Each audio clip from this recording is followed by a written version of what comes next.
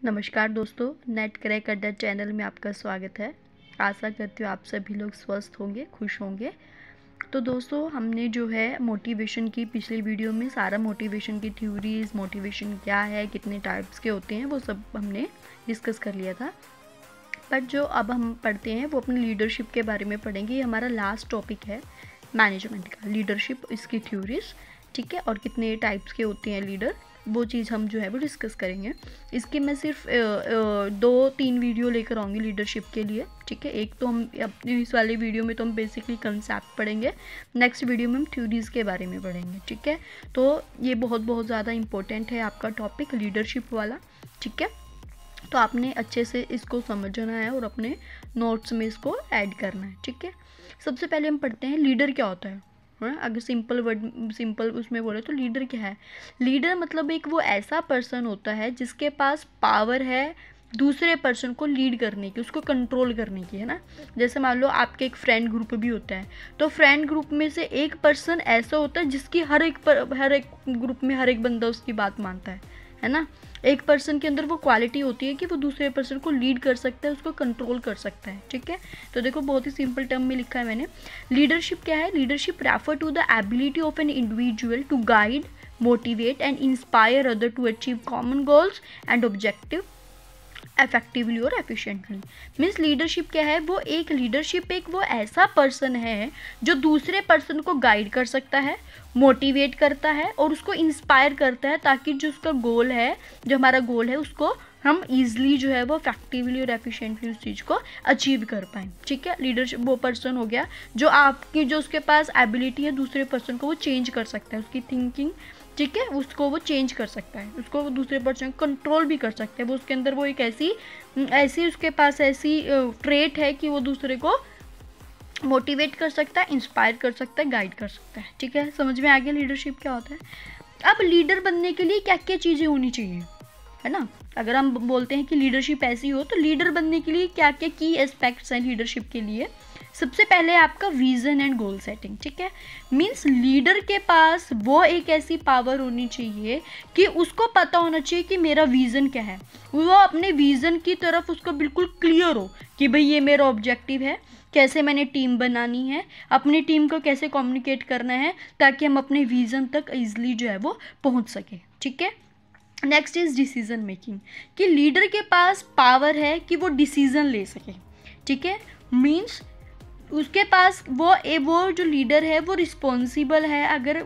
अगर हमारे ऑर्गेनाइजेशन में कोई चीज़ आ गई है, गवर्नमेंट ने कोई पॉलिसी चेंज कर दी है या कुछ भी हमें इंटरनली कुछ भी चेंज करना है, ठीक है, अगर वो उसको डिसीजन लेना है तो उसके पास पावर है, उसके पास एबिलिटी है, वो मतलब कि एक एक्यूरेट डिसीजन जो है वो टाइमली ले सके, ठीक है। एक तो क्या होगा, उसको पता होना चाहिए विज़न क्या है, उसके दिमाग में बिल्कुल क्लियर पिक्चर होनी चाहिए कि हमारा गोल क्या है, कैसे हमने काम करना है।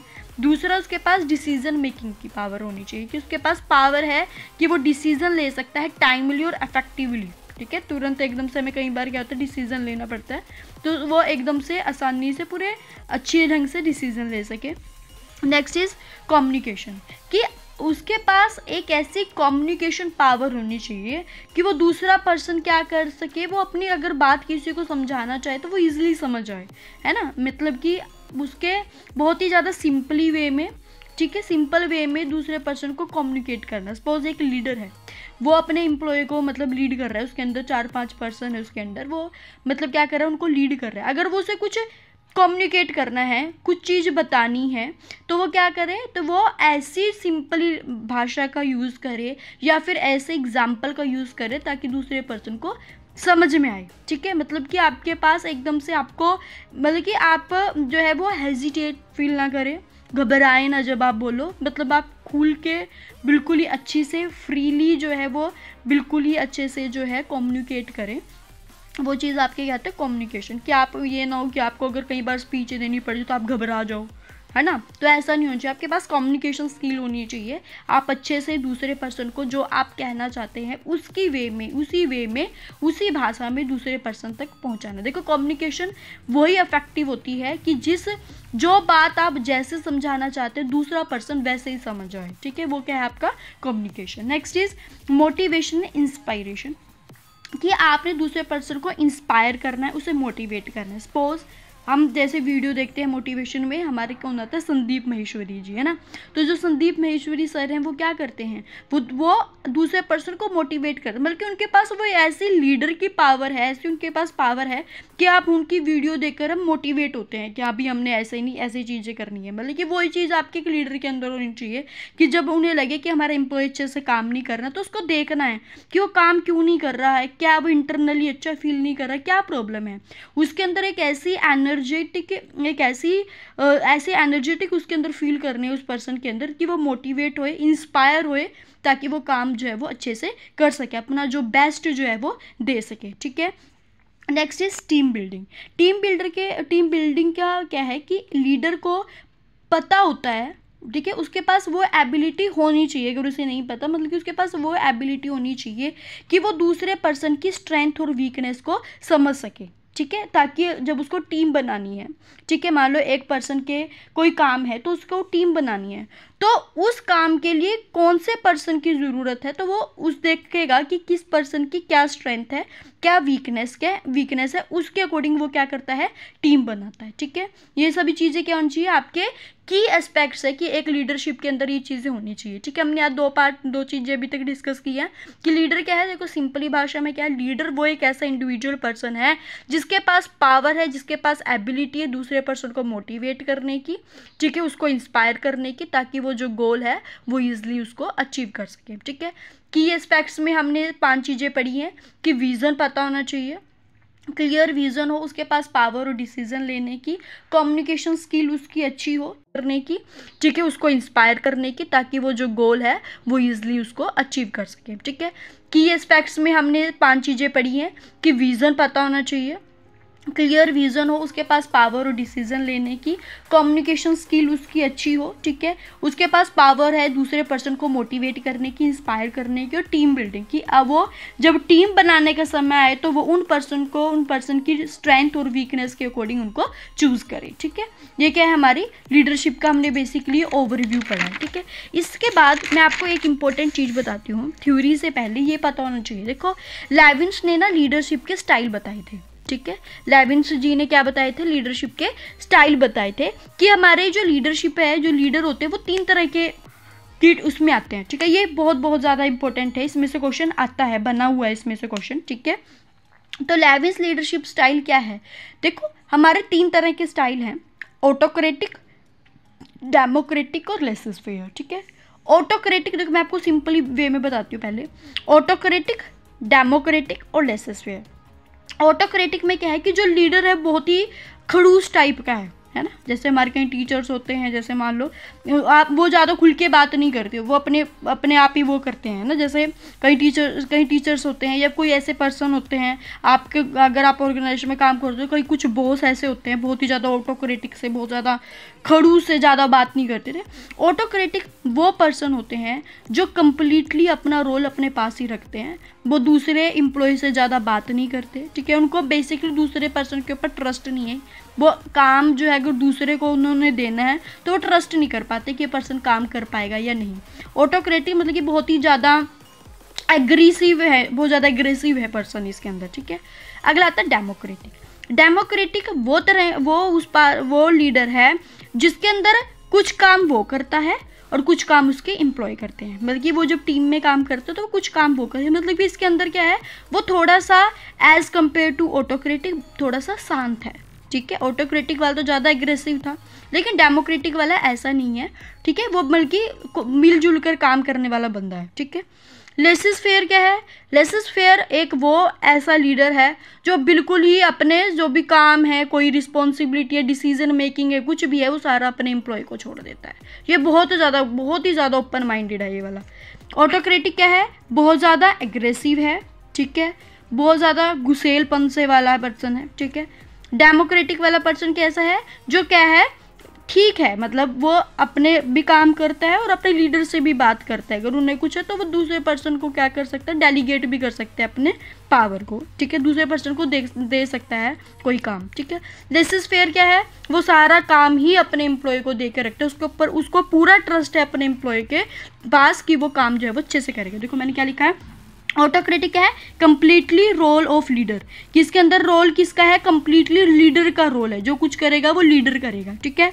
मोर एग्रेसिव है, बिल्कुल ठीक है, वो बहुत ज़्यादा गुस्सेल सपन है, वो दूसरे को नहीं वो करता, ठीक है, इन्वॉल्व नहीं करता।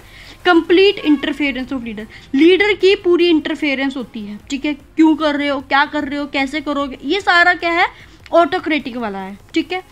डेमोक्रेटिक क्या है, डेमोक्रेटिक वाला थोड़ा सा ठीक है, मतलब कि ऑटोक्रेटिक वाले जो थोड़ा देखो उसमें क्या, leader and team member combine, इसके अंदर मिल जाते हैं, लीडर भी और जो टीम मेंबर है वो आपस में मिलकर काम करते हैं, ठीक है। लेस एग्रेसिव, बल्कि ऑटोक्रेटिक से कम एग्रेसिव है ये, ठीक है, ये दूसरे पर्सन को समझने की कोशिश करता है। ये क्या है, less interference of leader as compare to autocratic, जैसे इसमें हर एक चीज़ में एम्प्लॉय के हर एक उसमें ये दखल अंदाजी करते हैं, इंटरफेरेंस करते हैं, लेकिन डेमोक्रेटिक वाला नहीं है, उसको जब लगता है जहाँ लगता है वो वहीं पे करता है, ठीक है, डेमोक्रेटिक है। Next laces fair, laces fair बिल्कुल ही जो लीडर है वो टोटली ही अपने एम्प्लॉय के ऊपर डिपेंड है। देखो बड़ा, all decision are taken by member itself, सारे डिसीजन वो बोल देते हैं कि ठीक है तुम्हें जैसा करना है तुम अपने अकॉर्डिंग कर लो, ठीक है। लीडर क्या बोल देते हैं अपने टीम मेंबर को, कोई डिसीजन लेना है तो वो बोल देगा अपने टीम मेंबर को कि मुझे तुम्हारे पर विश्वास है, तुम्हें जैसा सही लगे आप वैसा कर दो, वैसे वाले पर्सन किसके अंदर आते हैं, लेसिस फेयर। जीरो एग्रेसिव, बिल्कुल भी इनके अंदर खड़ूसपना नहीं होता, बहुत ज़्यादा काम, बहुत ज़्यादा मतलब कि बहुत ईजी, जो बहुत ही ईजी से हर एक चीज़ को हैंडल करने वाले पर्सन है, लेसिस फेयर, ठीक है। No interference of leader, leader की कोई भी इंटरफेरेंस जो है वो इसके अंदर नहीं होती। देखो मैं आपको एक चीज़ समझाती हूँ, ऑटोक्रेटिक वाला पर्सन कैसा है, जो ऑटोक्रेटिक वाला पर्सन होगा बहुत ज़्यादा ऐसा होगा, गुस्सेल, है ना, और डेमोक्रेटिक वाला पर्सन क्या होगा, थोड़ा सा ठीक होगा, और लेसिस फेयर वाला पर्सन कैसा होगा, ऐसा, ठीक है, समझ आओगे अब। ऑटोक्रेटिक वाला बहुत ज़्यादा खड़ूस है, किसी से बात नहीं करता, ठीक है, और डेमोक्रेटिक वाला ठीक ठीक सी बात करता है, ठीक है, ज़्यादा वो नहीं करता। लेसिस फेयर वाला बिल्कुल ही फ्रीडम, बिल्कुल फ्रीली वाला है, उसको अपने एम्प्लॉय के ऊपर पूरा ट्रस्ट है, ठीक है। आई थिंक आपको समझ में आ गया होगा लेविन्स लीडरशिप स्टाइल, ठीक है, ये बहुत ज़्यादा इंपॉर्टेंट है, तो इसका अच्छे से आपने पढ़ना है कि 3 तरह के लीडर होते हैं, ऑटोक्रेटिक, डेमोक्रेटिक और लेसिस फेयर, ठीक है।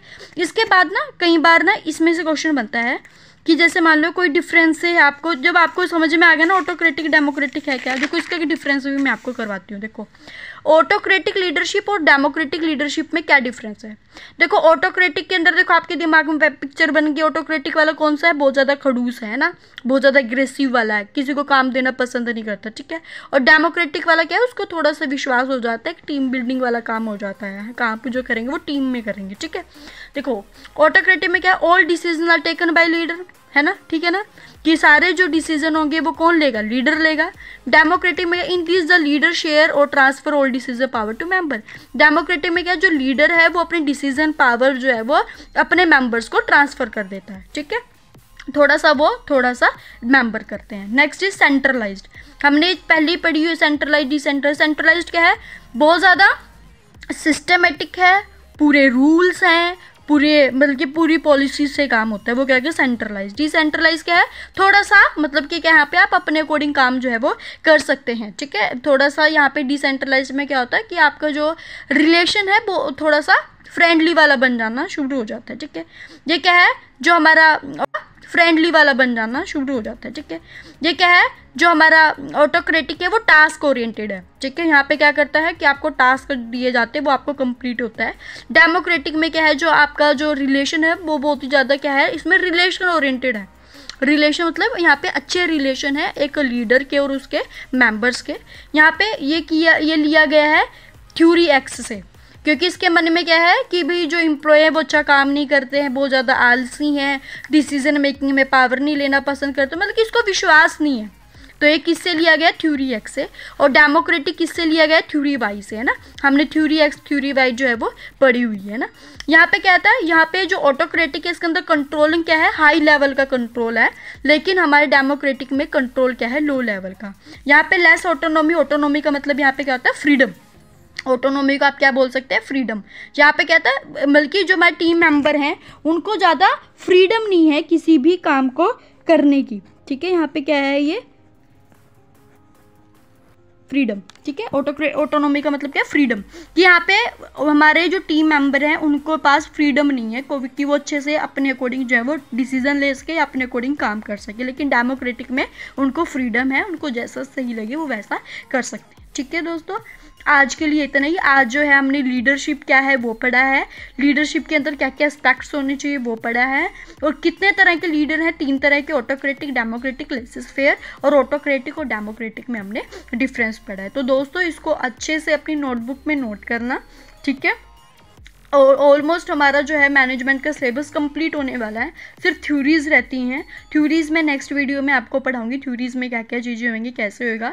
तो आपने मोटिवेशन की थ्योरीज़, लीडरशिप की थ्योरीज़, इनको अच्छे से अपनी नोटबुक में नोट करना है, और इसको अच्छे से 1-2 बार इसको अच्छे से रिवाइज़ करना है कि कौन सी थ्योरी किसने दी थी और किस थ्योरी में क्या था, ठीक है।